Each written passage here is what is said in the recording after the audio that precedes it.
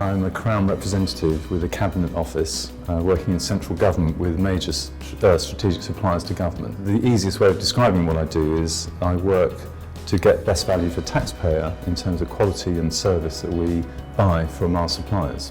Government is a very, very large buyer of consultancy.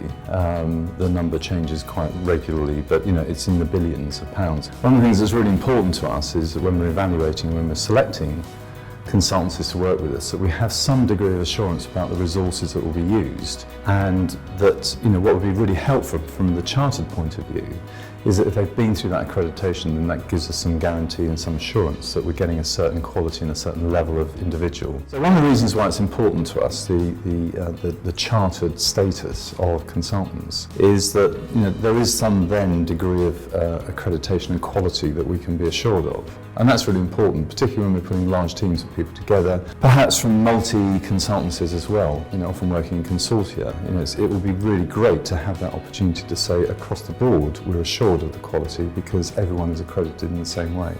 I think a really good management consultant, what are the attributes? I think first of all they have to be great communicators. At the end of the day, no matter how good the quality of the work they do, they have to be able to get that point across and they have to sell it to the client.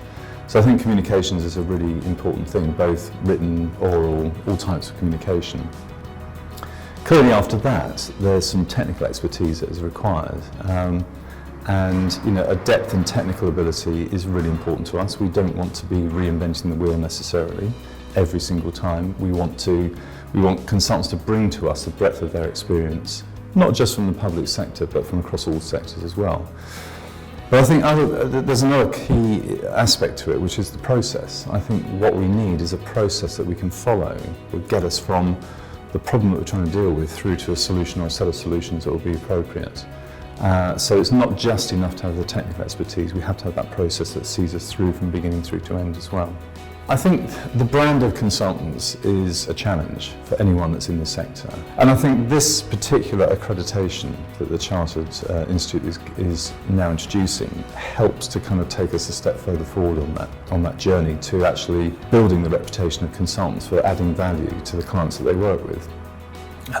If it is all about quality and assurance about quality, then that can only be a good thing for us. So I think this is one big step that will help us to get to somewhere different, which is a recognition that the work that the management consultants do is valued, it's worthwhile and it's important. One of the policies that we're pursuing in government at the moment is that £1 in every 3 that we spend with our suppliers is with SMEs, small medium enterprises. And of course, if we have the ability now to kind of view SMEs in terms of the quality that they can deliver in the same way that we might look at some of the larger organisations, that helps us to engage right the way across the spectrum of suppliers.